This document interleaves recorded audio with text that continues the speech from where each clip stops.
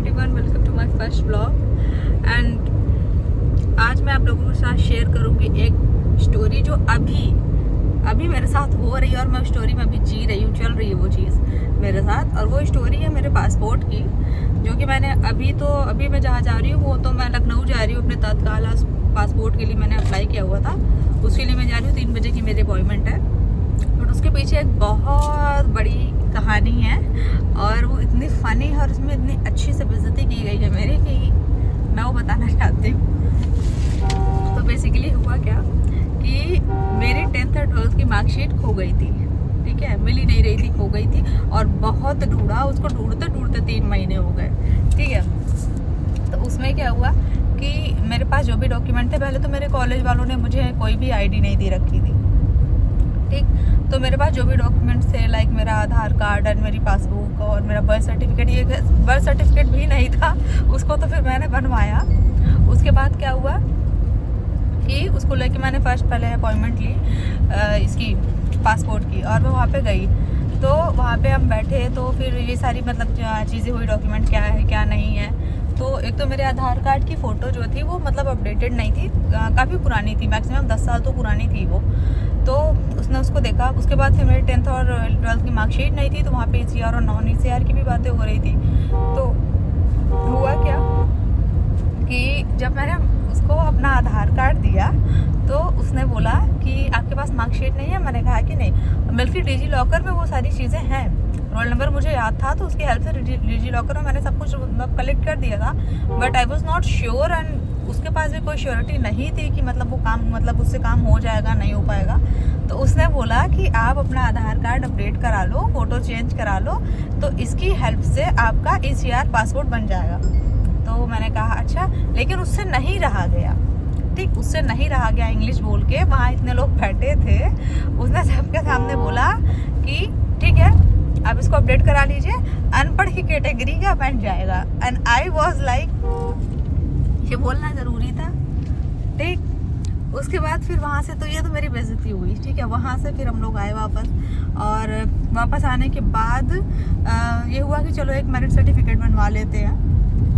उसको बनवाना ही था, उसके लिए मेरा भाई आ रहा था, एंड समहाउ उसे मेरी मार्कशीट मिल गई। कैसे मिल गई ये भी मैं बताऊंगी, कैसे मिली, कहाँ थी, कैसे मिली, ये भी मैं बताऊंगी। वो मेरे ही घर में थी, ठीक है, मेरे ही घर में थी, मेरे एक कज़न के पास थी, जो मेरे ही घर में रहते हैं। और 3 महीने में उन्हें पता ही नहीं चला कि घर में मार्कशीट ढूंढी जा रही, ठीक। तो मैं क्या बोलूँ, उसके बाद क्या हुआ कि वीर लेके, मतलब मेरा भाई उसको लेके आ गया यहाँ पे। और उसके बाद अब मेरे पास हो गया वो। तो फिर मैंने सेकेंड टाइम के लिए पासपोर्ट के लिए अप्लाई किया, लेकिन उसकी बहुत ज़्यादा लंबी डेट मिल गई, बहुत दूर थी। तो उतना टाइम मेरे पास है नहीं, क्योंकि चाहिए मुझे अभी इमरजेंसी में पासपोर्ट, मुझे ज़रूरत है। तो उसके लिए मैंने तत्काल पासपोर्ट को अप्लाई किया था, और आज उसी के लिए मैं लखनऊ जा रही हूँ, ठीक। और अभी भी कोई श्योरिटी नहीं है बेसिक। अभी तो वैसे मेरे पास सारे डॉक्यूमेंट्स हैं, लेकिन आधार मेरा फिर भी अपडेट नहीं हो पा रहा। पता नहीं क्यों इतना टाइम लग रहा है, मैक्सिमम 10 दिन हो गए मुझे वहाँ पे गए, उसको अपडेट कराए, चीज़ें चेंज कराने के लिए, लेकिन अभी हुआ ही नहीं। और मतलब ऐसी चीज़ें हुई हैं मेरे साथ, लाइक मेरे अकाउंट में, मेरा जो अकाउंट था उससे मेरे पापा का नंबर था, ठीक है, पापा का नंबर मैंने डलवाया हुआ था। पापा के पास 2-3 नंबर हैं। मेरा कार्ड नहीं मिल रहा है, ATM कार्ड नहीं मिल रहा है, और हम जो पैसा मतलब अकाउंट नंबर के थ्रू उसमें अपने अकाउंट में मैं ट्रांसफ़र कर रही हूँ, थोड़ा थोड़ा पैसा कि मतलब जा रहा है कि नहीं जा रहा है, वो मैसेज कहीं नहीं जा रहा है। पापा के किसी भी नंबर पे वो मैसेज आ नहीं रहा है। आई डोंट नो वो पैसा कहाँ जा रहा है और कौन सा नंबर पड़ा है, कोई भी मैसेज नहीं आ रहा है, कुछ भी नहीं हो रहा है। तो उसकी भी कोई श्योरिटी नहीं है, इसी वजह से मेरा पासबुक भी प्रिंट नहीं हुआ है अभी। लेकिन मार्कशीट एंड ऑल है, 4-5 डॉक्यूमेंट्स हैं मेरे पास। तो देखते हैं उसके लिए आज क्या होता है। जा तो रही हूँ मैं अच्छी होप के साथ, बट अगर नहीं हुआ तो फिर, एंड आई विश यहाँ कोई मुझे अनपढ़ ना बोले। सो अभी मैं पासपोर्ट ऑफिस से वापस आ चुकी हूँ, और लिटरली वहाँ पे इतने पागल मिलते हैं, इतने वहाँ पे पागल मिलते हैं। जैसे भी मैं वहाँ पे जैसे ही अंदर गई, तो वहाँ पे सबसे पहले क्या हुआ था कि मेरा आधार कार्ड जो था वो डिजी लॉकर पे अपलोड नहीं किया हुआ था मैंने। तो उससे क्या हुआ, उसने पहले मुझे बोला कि आप जाइए पहले अपलोड कर लीजिए। मैंने कहा ठीक है। वो करने के लिए मैं बाहर निकली तो वहाँ पे मतलब 3 4 5 6 मतलब ऐसे कई सारे ग्रुप बने हुए थे लोगों के, और वो सब के सब हम तुरंत करा देंगे, हम ऐसे करा देंगे, हम वैसे करा देंगे का वो कर रहे थे। मतलब मैंने कहा यार, मतलब मैं चीज़ें देख के गई थी, मुझे पता भी था। तो वहाँ पे ये था कि इन लोगों की बात नहीं सुनी, और मैं मतलब उनसे पीछा छुड़ा रही हूँ कि नहीं भाई, मुझे तुम्हारी हेल्प नहीं चाहिए, मैं कर लूँगी। बट वो पीछे पड़े, मैम 4500 में आपका सारा काम करा देंगे, मैम 5500 में सारा काम करा देंगे। तो मैंने पहले उनकी बात तो ध्यान पे नहीं दी। उसके बाद वहाँ पे एक साइबर कैफ़े था, वहाँ पे मैं गई और अपना उसको लिंक कराने के लिए, क्योंकि उस टाइम पे मेरी इतनी हवा ख़राब थी कि मुझे समझ नहीं आ रहा था। बहुत ही ईजी सा काम था, मैं भी बता रही हूँ। तो उसमें क्या हुआ कि वहाँ पे मैं गई, वहाँ पे कुछ लड़कियाँ बैठी हुई थी। मैंने उनसे बोला कि ऐसा ऐसा करना है, देन दे सेड कि हाँ हो जाएगा, लेकिन 1500 लगेगा। एंड आई वॉज लाइक 1500 लगेगा। मैंने कहा ठीक है। बट फिर थोड़ी देर बाद जब मुझे थोड़ा सा मुझे ये हुआ कि नहीं बन सकता है, और ठीक है नहीं बनेगा मैं दोबारा अप्लाई कर लूँगी, मतलब मेरे को थोड़ा सा ये लगा कि हाँ हो जाएगा। तो फिर मैंने कहा कि मुझे करना ही क्या है, मुझे सिर्फ अपना आधार ही तो लिंक करना है। तो फिर मैंने अपना आधार का नंबर डाला डिजी लॉकर पे, और वो लिंक हो गया।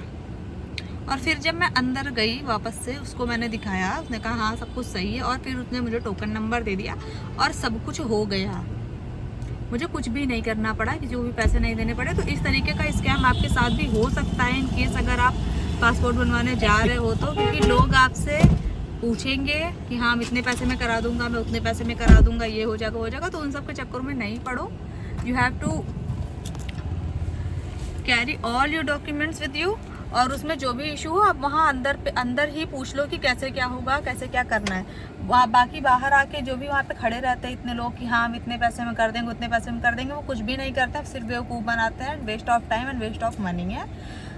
तो बेसिकली अभी मैं करा के आ गई हूँ, मेरा पासपोर्ट मुझे ग्रांटेड हो चुका है, और 3 से 4 वर्किंग डेज मुझे मिल भी जाएगा। और अंदर की वीडियो मैंने इसलिए नहीं ली क्योंकि वहाँ पे अलाउ नहीं था, मतलब गेट पे अलाउ नहीं था, और कुछ लोग मतलब ज़बरदस्ती वीडियोस एंड ऑल बना भी रहे थे, फ़ोटोज़ दे रहे थे, तो वो बार बार मना कर रहे थे कि नहीं कर सकते। तो वहाँ पे अलाउ नहीं था, और मैं ऐसा कोई भी मतलब बदतमीज़ी मैं करना नहीं चाहती, मैं करती भी नहीं हूँ। इसलिए फिर मैंने कहा ठीक है नहीं अलाउ है तो मैं नहीं करती हूँ। बाकी उससे रिलेटेड अगर कोई इन्फॉर्मेशन चाहिए तो यू कैन आस्क मी, मैं बता दूँगी, क्योंकि मेरा अभी तुरंत का एक्सपीरियंस रहा है तो मैं बता ही दूँगी। बाकी वहाँ की कोई फ़ोटो वीडियो मैंने नहीं ली है। तो सुबह से मैंने कुछ भी खाया पिया नहीं था, और मुझे इतनी ज़्यादा भूख लग रही थी वहाँ पे सुबह से, और मुझे रास्ते में कुछ भी खाने के लिए सही नहीं दिखा, और मैं कुछ भी इधर उधर का खाना नहीं चाहती थी। तो मैंने सोचा कि मैं नारियल पानी पी लेती हूँ। सी मैंने कितना बड़ा नारियल निकलवाया। तो गाइस उतने बड़े नारियल पानी में जूस नहीं था, मतलब बहुत ज़्यादा कम था, और उससे मेरा पेट नहीं भरा और बहुत तेज़ भूख लगी थी।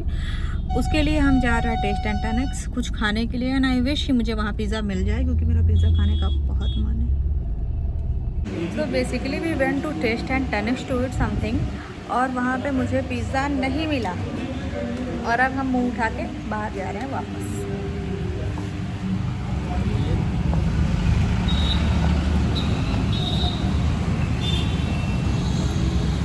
नहीं मिला, करना पड़ेगा ना। हम अपनी गाड़ी से वापस जा रहे थे, और सामने मेरी गाड़ी के सामने एक गाड़ी आई, और उसमें देखो क्या लिखा हुआ है, यहाँ ना खड़ी करें प्लीज़।